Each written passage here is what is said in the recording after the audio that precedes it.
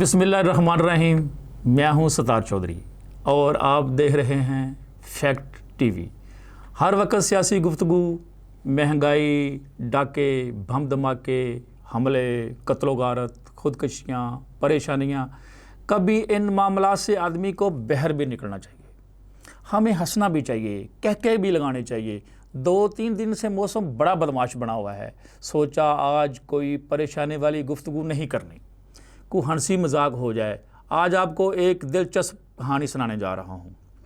कहते हैं ला इल्मी भी एक नेमत होती है, लेकिन कभी कभी ला इल्मी आदमी को जलील भी करा देती है।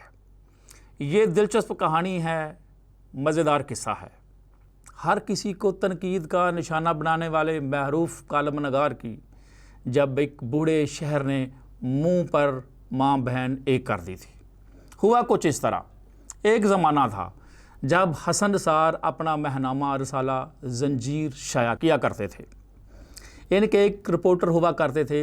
उनका नाम लिया तो शायद वो नाराज़ न हो जाएं, क्योंकि वो आजकल इंतहाई सीनियर हो चुके और एक बड़े अखबार के कालम नवीस हैं। उन्होंने एक दिन सोचा क्यों ना शायर अहमद राही का इंटरव्यू किया जाए।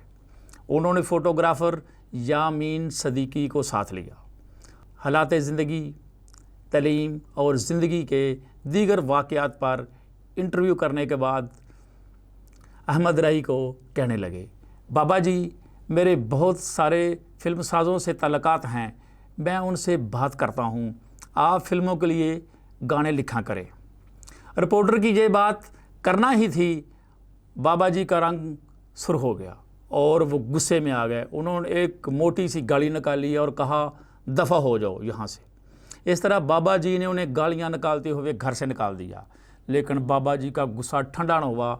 अगले दिन हसन निसार के दफ्तर पहुँच गए और जो ही उन्होंने दफ्तर का दरवाज़ा खोला, ऊंची ऊंची आवाज़ में गालियाँ निकालना शुरू कर दी। हसन निसार उस वक़्त सोफ़े पर लेटकर किसी किताब का मुताला कर रहे थे। जब उन्होंने अपने नाम के साथ गालियां सुनी तो सोफ़े से गिरते गिरते रह गए कि कौन ऐसा शख्स है जो उनको गालियां निकाल रहा है। हसन निसार का अपना रंग पीला पड़ गया कि किस शख्स में इतनी हिम्मत है कि उसे गालियां निकाले। जो ही हसन निसार ने उनकी आवाज़ पहचान ली, थोड़ा सा मुतमिन हो गए, भाग कर गए और उनका हाथ पकड़ लिया। गुस्से की वजह पूछी तो वो मज़ीद गालियाँ निकालते रहे। इतने में अहमद राही की नज़र फ़ोटोग्राफ़र यामीन पर पड़ गई, जो छुपने की कोशिश कर रहे थे। उसकी शामत आ गई और खूब गालियाँ निकाली। हसन निसार ने बाबा जी को सोफ़े पर बिठाया, पानी पिलाया और गुस्से की वजह पूछी। बाबा जी बोले, आपने अपने रसाले में कैसे कैसे जहल लोगों को भर्ती किया हुआ है। इंटरव्यू लेने गए तो उन्हें कहने लगे फ़िल्मों के लिए गाने लिखा करो। हसन निसार खुद मुस्करा उठे और वाकई कितनी जहलियत है कि उनका रिपोर्टर अहमद राही जैसे शख्स को फ़िल्मों के लिए गाने लिखने का मशवरा दे रहा था।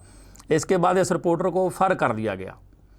अहमद राही के गुस्से की वजह ये थी, वो तो इससे पहले सैकड़ों फ़िल्मों के लिए गीत लिख चुके थे। उनके मशहूर गाने आपने सुने होंगे, पंजली वालड़िया, वे गल भुली ना, हीर रांझा फिल्म के सारे गाने उन्होंने लिखे थे। मेरी चुन्नी दियाँ रेशमी तंदा, मैं कुट कुट देनी आ गंडा, वे मैया तेरी याद ना भुले, लौट आओ मेरे परदेसी, बहार आई है। बल्कि कई फिल्मों की कहानियाँ भी लिख चुके थे। इसलिए ज़रूरी है किसी भी शख्स से बात करते हुए उनकी ज़िंदगी का मुताला किया जाए, वरना फिर गालियाँ ही पड़ती हैं। आज के लिए इतना ही। अल्लाह हाफ़िज़।